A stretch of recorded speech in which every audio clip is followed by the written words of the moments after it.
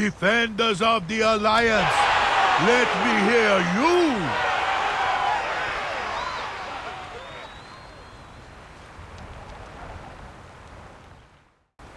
Who here fought at the Scarab Wall?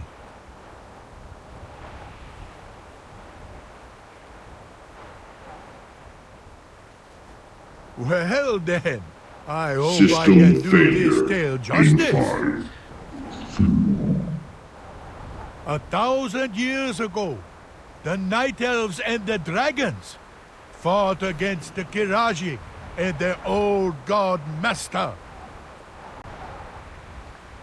But this evil could not be defeated, so the dragons sealed it away. The evil slumbered for a millennium, but then stirred once again. The Horde and Alliance had to put aside their animosity to face this threat.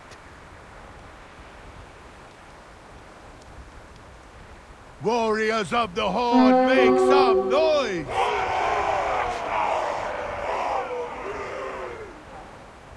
Defenders of the Alliance, let me hear you!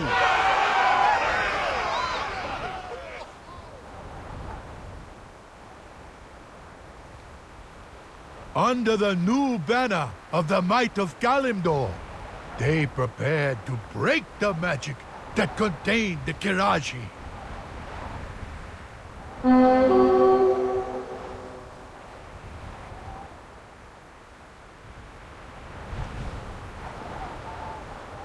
Great heroes gathered at the Scarab Wall.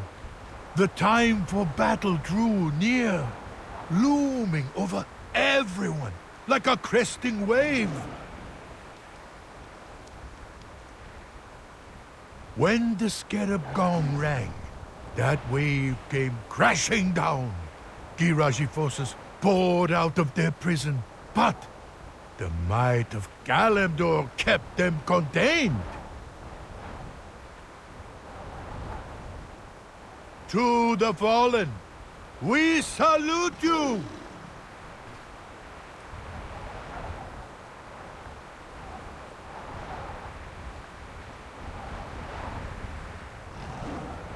Heroes fought their way into the temple, destroying its guardians one after another.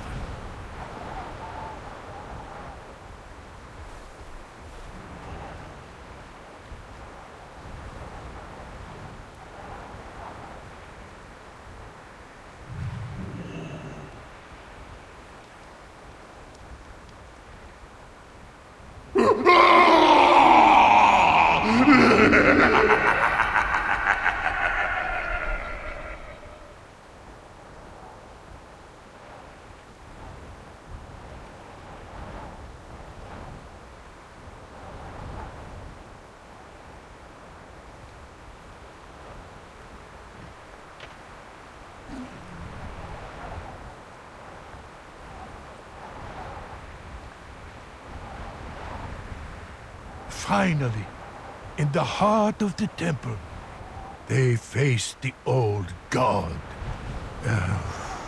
What was the name again? Right. Cthulhu. A name so unspeakable that I forgot how to say it. Show Cthulhu what we think of it. Get out of here, you giant, creepy artichoke! Your rage sustains me. The battle was terrible, but our champions prevailed. This marked our first victory against the old gods. Though, not our last.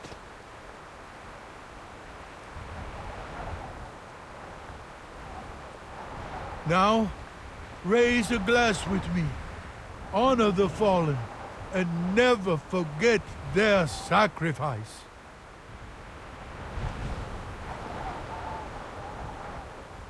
And let's hear it for the heroes of the Scarab Wall! The story of the Lich King's Death Knights is a true tragedy. While Thassarian's tale may not be the most tragic, it is a tale that should be told. Thassarian was raised on a farm, but his father taught him to be a soldier.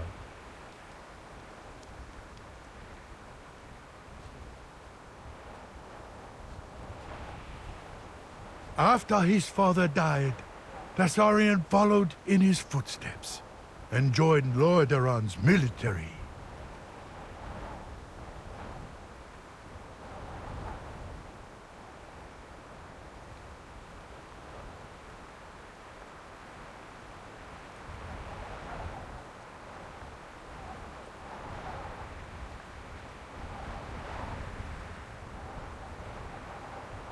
When Prince Arthas set out to fight the Scourge, Thassarian was one of his first volunteers.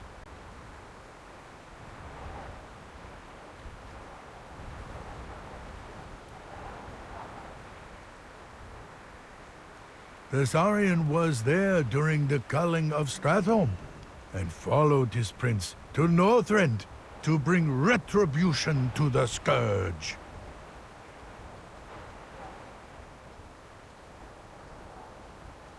And Do not proceed. Prince Arthas You will discovered the be rune blade, eliminated. Frostmourne. But we already know Arthur's story.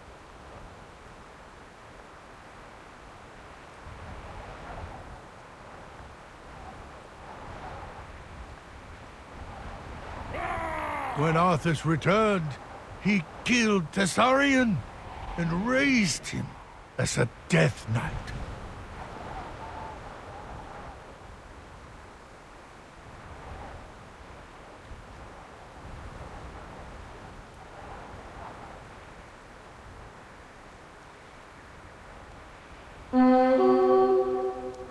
Under Arthur's command, Thassarian slaughtered those he had sworn to protect.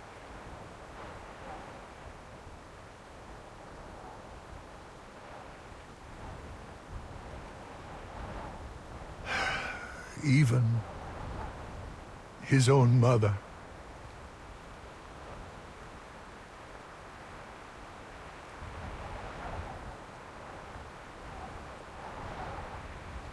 Long years passed, and Arthas had become the Lich King himself.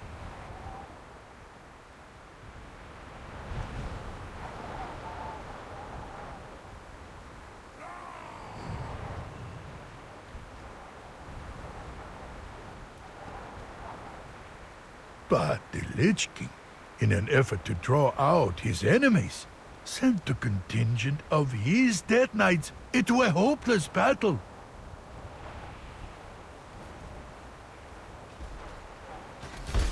Do not proceed. You will This be treachery, eliminated. along with the power of Azeroth's heroes, shattered the Lich King's control over these Death Knights. Thassarian and his fellow Death Knights formed the Order of the Ebon Blade, and together they marched on Northrend to destroy the Lich King. Do not proceed. You will be eliminated.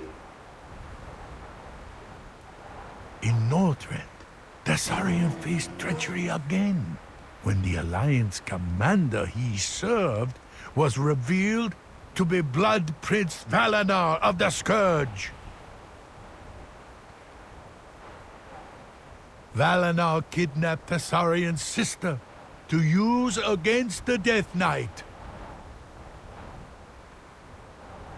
Thassarian was able to defeat the Blood Prince and rescue his sister. Unfortunately, the tragedy of his story is this.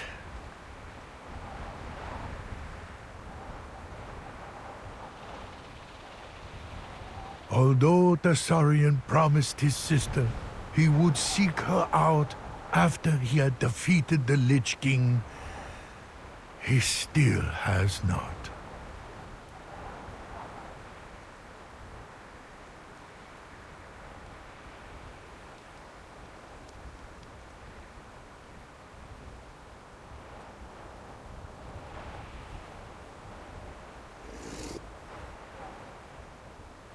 chained to his misery, consumed by hatred.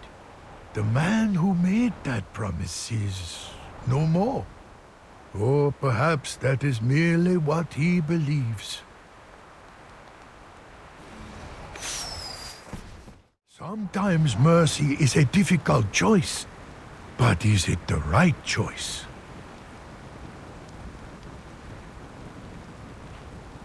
During the Cataclysm, Garrosh Hellscream ascended to War Chief of the Horde, but not all agreed with his leadership.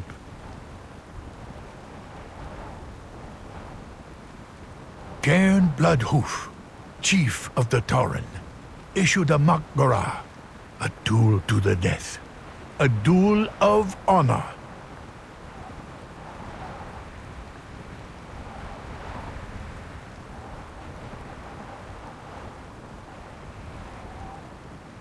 But honor was absent that day. Magatha Grim Totem, a Tauren shaman, poisoned Garrosh's blade without his knowledge. In the ensuing duel, Cairn was laid low by the poison and died.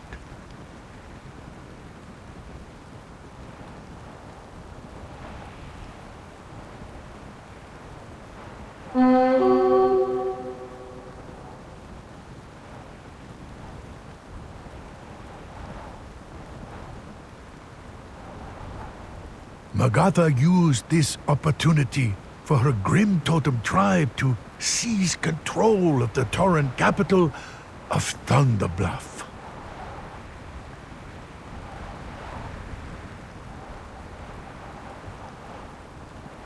Many of Cairn's old allies were slain. His son, Baine Bloodhoof, miraculously escaped.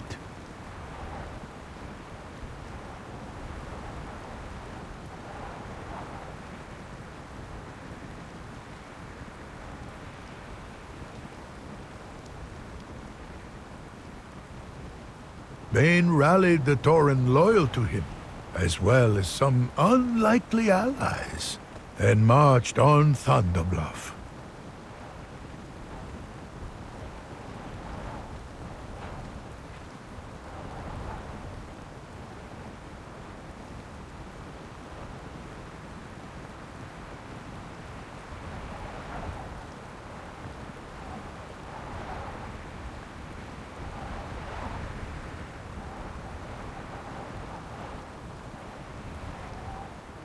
In a day of blood and thunder, Baine liberated his home and captured the renegade Grim Totem tribe.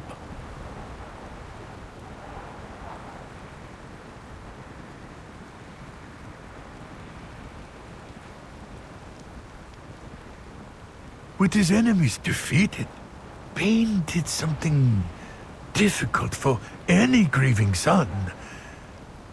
He showed mercy. Instead of executing the Grim Totem rebels, Baine had them exiled. Even Magatha Grim Totem, whose poison struck down his father, was shown the same mercy.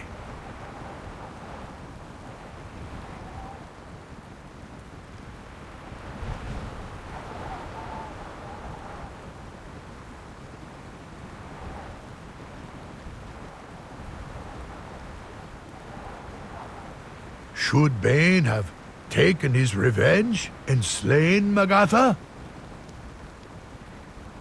In her exile, Magatha was able to thwart the Twilight's Hammer cult, protect the Doomstone, and defend against the invasion by the Burning Legion.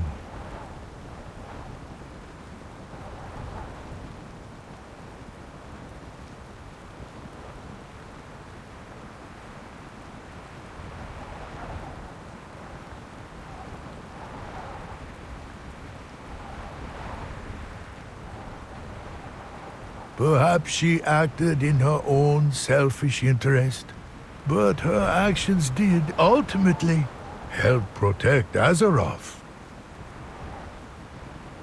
The mercy shown to Magatha benefited all. But there are other tales where mercy has led to ruin.